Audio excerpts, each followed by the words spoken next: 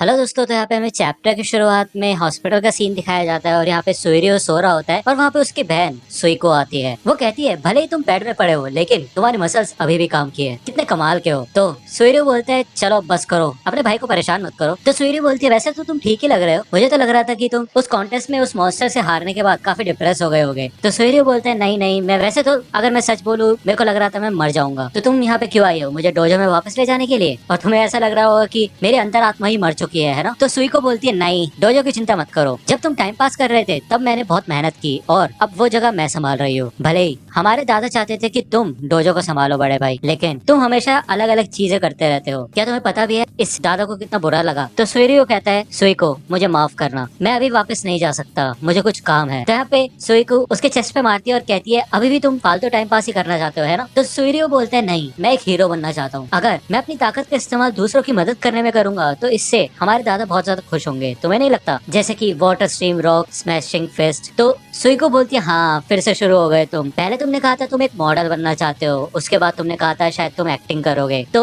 सुइरो कहता है हाँ ऐसा कुछ तो कहा था मैंने, लेकिन इस बार मैं सीरियस हूँ। तो यहाँ पे ये दोनों रैंडम बात करते हैं, तभी वहाँ पे न्यूज ब्रॉडकास्ट होता है और वो कहते हैं कि हमें सिटी सेट की लाइव फुटेज मिल गई है। और ये है क्या? ये चमकती सी चीज जमीन में छेद कर रही है और वो जो बड़ा सा बैरियर था वो भी धीरे धीरे गायब होने लगा है। तो यहाँ पे रेस्क्यू हेलीकॉप्टर्स भी आना शुरू हो जाते हैं। तो यहाँ पे ब्लिज़र्ड कहती है बड़ी बहन अभी जिंदा है, थैंक गॉड। तो यहाँ पे टैंक टॉप मास्टर होता है और वो बताता है जब उस स्पेसशिप ने हमारे ऊपर हमला किया था मैं तब से ही अपनी पूरी ताकत लगा रहा हूँ साइकिक पावर से लड़ने में, लेकिन मेरे को ये देख के लग रहा है अभी भी मैं इतना ताकतवर नहीं हूँ। तो ब्लिज़र्ड कहती है कि वैसे भी टॉर्नेडो बहुत ज्यादा ताकतवर है। तो यहाँ पे टैंक टॉप मास्टर कहते हैं हाँ मैं तात्सुमाकी से कभी नहीं हारूंगा, जब भी वो मेरी राइवल है। यहाँ पे सिल्वर फैंग मन में सोच रहा होता है कि मैंने आज तक जिंदगी में उम्मीद नहीं की थी कि मैं इन सब घमंडी क्लासेस हीरोज को एक साथ लड़ते हुए देखूंगा, यहाँ तक कि तात्सुमाकी, ये सब बड़े हो गए हैं। यहाँ पे बॉम्ब कहता है कि बैंग अगर गारो उस बेस में था तो हो सकता है कि वो मर गया हो। तो सिल्वर फैंग बोलता है बड़े भाई हम दोनों ही उसके साथ लड़े हैं ना, और हम दोनों को ही पता है कि वो इतनी आसानी से नहीं मरेगा, तो हम यहाँ पे किसी भी चीज को हल्के में नहीं ले सकते। यहाँ पे एटॉमिक समुराई, पूरी पूरी प्रिजनर और डार्क शाइन आ जाते हैं और एटॉमिक समुराई बोलता है कि फ्लैश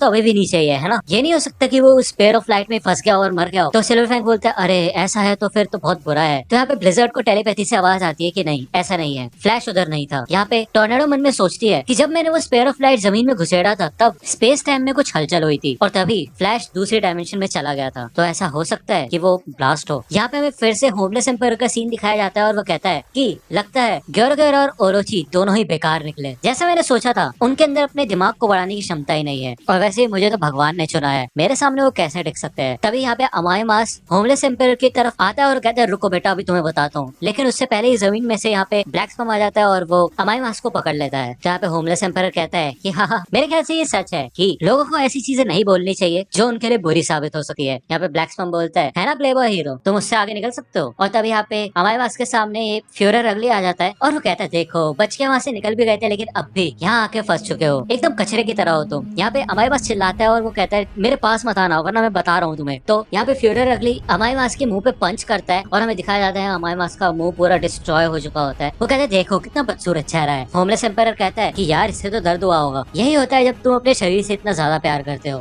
फ्यूरर अगली कहता है तुम इन लंबी लंबी टांगों के साथ एक स्केयर क्रू की तरह लग रहे हो, चलो मैं इनको और लंबा बना देता हूँ। यहाँ पे फ्यूरर अगली अमाई मास की दोनों टांगे खींचना शुरू कर देता है और उसके बीच में से दो टुकड़े कर देता है। वो कहता है वाह मजा आ गया, इस प्रेटी बॉय को मार के बहुत मजा आया और अब से ये मैं हर हीरो के साथ करूंगा। जहाँ पे ब्लैक स्पम के अलग अलग पार्ट्स होते हैं वो कहता है अच्छा सुनने में तो अच्छा लग रहा है लेकिन तुम्हें लगता है तुम हमारे ऊपर ट्राई कर पाओगे? यहाँ पे दूसरी ओर चाइल्ड एम्पायर होता है, वो ज़ॉम्बी मैन को खींच रहा होता है। वो ट्रांसमीटर कहता है मैं चाइल्ड एम्पायर हूँ और यहाँ पे बहुत सारे कार्डरेस जमीन के ऊपर आ गए हैं तो जमीन के ऊपर ही रहना। यहाँ पे सारे मॉन्स्टर चाइल्ड एम्पायर को देखते हैं और फ्यूरर अगली आगे बढ़ता है। यहाँ पे ज़ॉम्बी मैन चाइल्ड एम्पायर को भागने के लिए कहता है लेकिन उससे पहले यहाँ पे फ्यूरर अगली अपने पैर से ज़ॉम्बी मैन को कुचल देता है और वो कहता है अच्छा तो तुम चाइल्ड एम्पायर हो, कितने साफ सुथरे लग रहे हो लेकिन एक बिगड़े हुए बच्चे हो तुम, अपने आप को बहुत स्मार्ट समझते हो है ना, लेकिन तुम्हारे सामने मैं इतना ताकतवर हूँ कि तुम मेरे सामने गिड़गिड़ाओगे और अब से तुम मुझे मॉन्स्टर किंग के नाम से जानोगे। तुम देख रहे हो मेरा शरीर कितना भद्दा हो चुका है लेकिन मैं उतना ही ज्यादा खतरनाक भी हूँ और इसी वजह से मेरे को और भी ज्यादा गुस्सा आता है। यहाँ पे पीछे होमलेस एम्पायर एक बहुत बड़ी फायर बॉल तैयार कर लेता है और कहता है रास्ते से हट जाओ, और वो उससे चाइल्ड एम्पायर के ऊपर अटैक करता है और इधर बहुत बड़ा धमाका होता है। यहाँ पे एटॉमिक समुराई होता है, कहते हैं चाइल्ड एम्पायर मेरी आवाज सुनो, क्या तुम्हें मेरी आवाज सुनाई दे रही है? क्या ये कोई कार्डरे का अटैक था? एटॉमिक समुराई कहते हैं क्या तात्सुमाकी ने अपनी पूरी ताकत से इनके ऊपर अटैक किया, पूरी मॉन्स्टर एसोसिएशन को निचोड़ दिया, तब भी इनके अंदर इतनी ताकत बची है। तभी यहाँ से साइड से पानी निकलने लग जाता है और एटॉमिक स्मगलर कहता है क्या ये पानी, और इयान यहाँ पे समझ जाता है कि ये कोई पानी नहीं बल्कि एविल मिनरल वाटर है। या दूसरी ओर हमें पिग गॉड और टैंक टॉप मास्टर का सीन दिखाया जाता है और यहाँ पे नीचे से कुछ दांत जैसे आते हैं और पिग गॉड टैंक टॉप को बचा लेता है। नीचे से यहाँ गम्स आ जाता है और पिग गॉड कहता है मुझे पता ही था ये जरूर आएगा। और यहाँ पे हमें दिखाया जाता है कि गम्स सारा का सारा मलबा खा चुका होता है और पिग गॉड मन में कहता है जिस हिसाब से सारा का सारा मलबा इतनी जल्दी डाइजेस्ट कर रहा है, इसको देख के तो मुझे लग रहा है मैं डाइट पे चल रहा हूँ। यहाँ पे होमलेस एम्पायर कहता है कि इस खुले आसमान में रहने का कितना अलग ही मजा है, क्योंकि यहाँ पे मैं आसानी से अपनी ताकत का इस्तेमाल कर सकता हूँ और मुझे इस बात की चिंता नहीं है कि ऊपर से जमीन गिर जाएगी। तो यहाँ पे ब्लैक स्वन खड़ा होकर देख रहा होता है और वो बोलते क्या